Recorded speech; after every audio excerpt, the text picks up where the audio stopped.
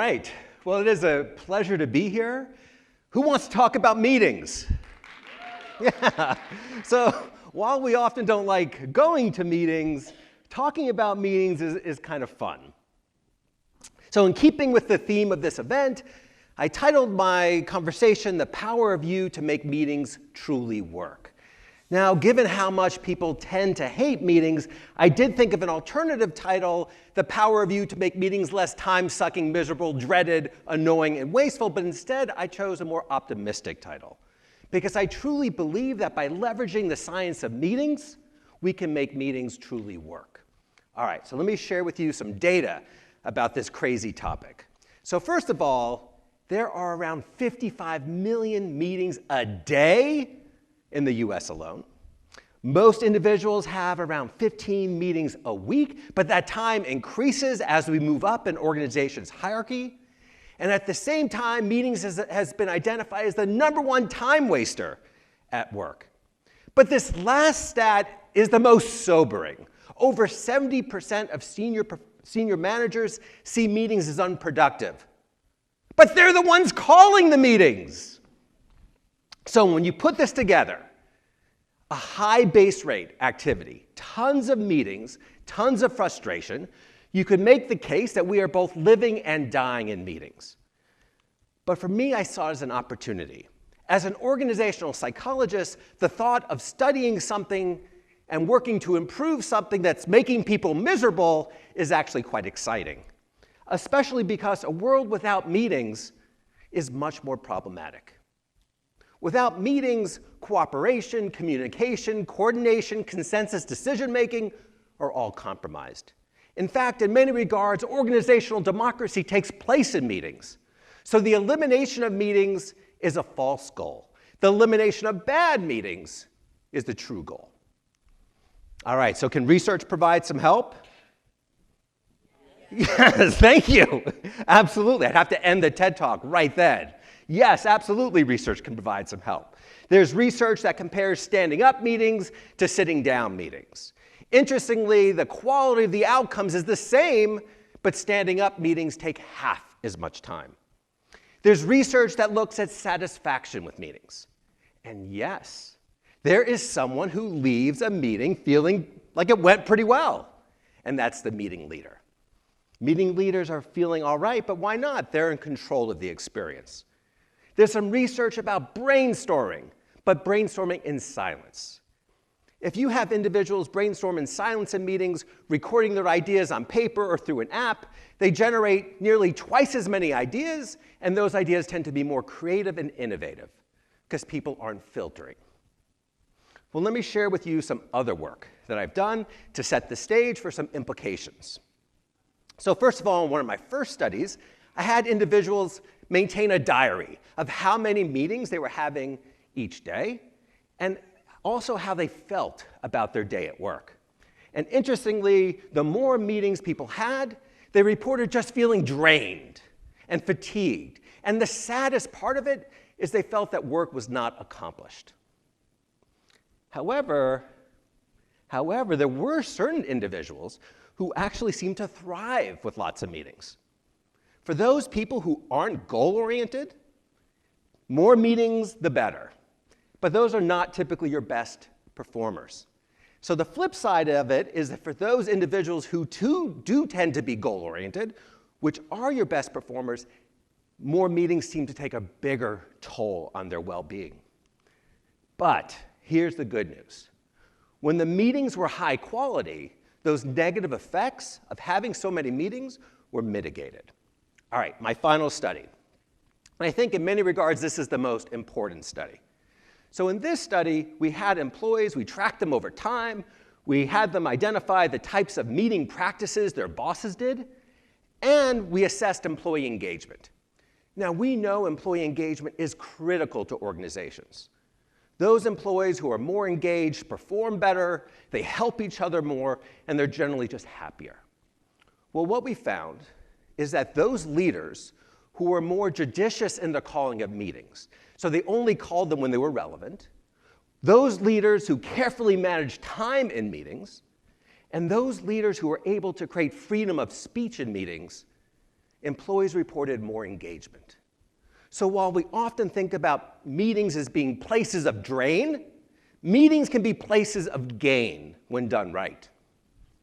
So the overall takeaway in 2 words, meetings matter. Meetings truly matter. Meetings done wrong take a toll on employee well-being, frustration, opportunity costs, and even something called meeting recovery syndrome.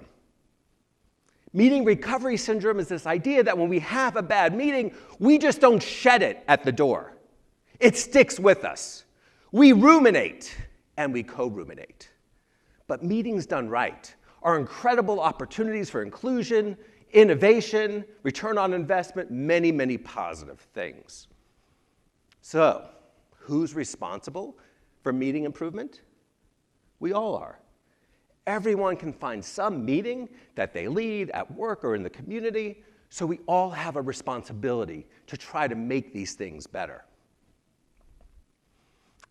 Which is why my title is The Power of You to Make Meetings Truly Work. All right, so now let me tell you, what do good meeting leaders do? So how can we become excellent meeting leaders? So first of all, excellent meeting leaders think differently.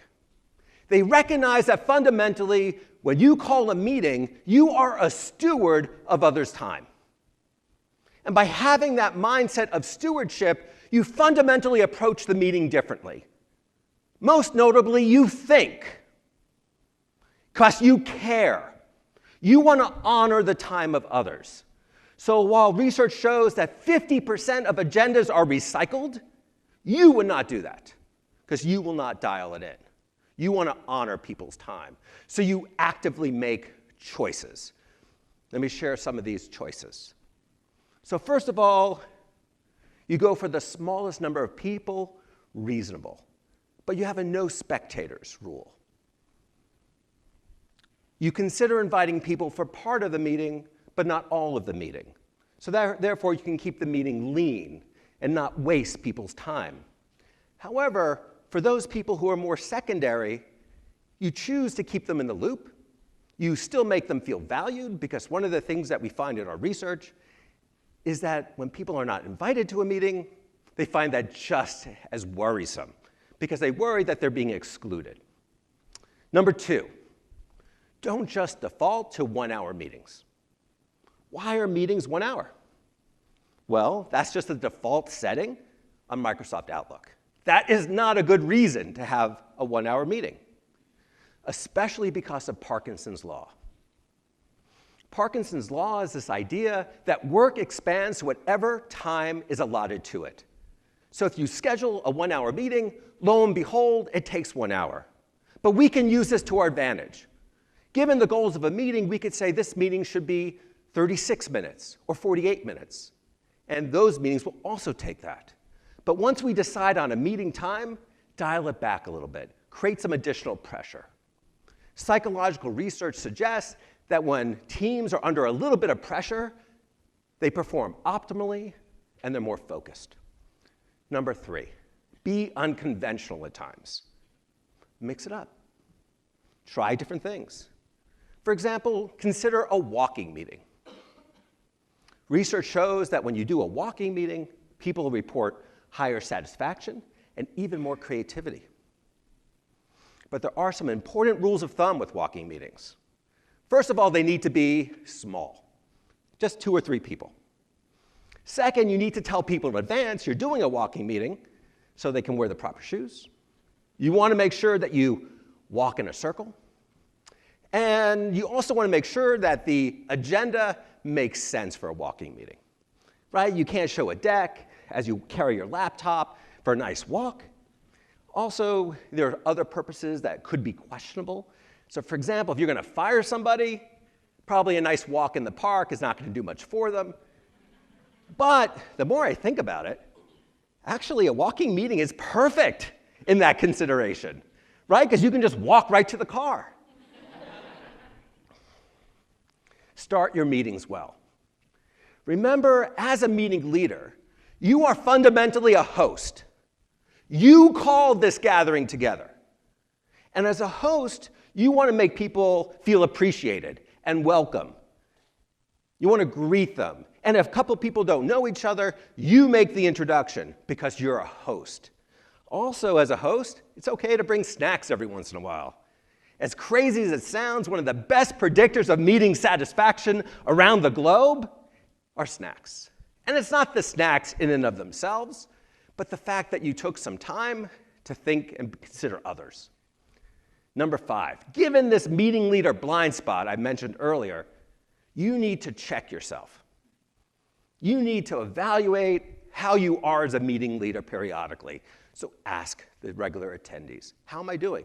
What am I doing well? What can I do better? What are your ideas for making our meetings optimal? All right, anyone want a bonus? All right, good. This is an important moment because if you said no, I'd have to change my slides in real time, so I'm glad that you want a bonus. All right, I want to say something about agendas. I want to give you kind of what I see as a really exciting innovation. I know we don't think of agendas as being exciting innovations, but I think this is an exciting innovation. Instead of creating your meeting agendas organized by topics, consider organizing it by questions to be answered. Ooh. Having questions to be answered fundamentally changes the meeting. When you think of it as questions to be answered, now you have a litmus test for determining who actually needs to be there, because they're fundamental to answering the questions. You have a better sense of when to end the meeting, because the questions have been answered. And you know what meeting success looks like. The questions have been answered in a compelling way. And if you can't generate questions, that's your clue that the meeting does not need to happen. So, here we are at our conclusion. And what's so exciting about meetings is that with 55 million of these a day, if we can just make 20% of these 20% better, the incremental effects will be amazing. And while we can't control others' meetings, we can control our own meetings. We can do them right.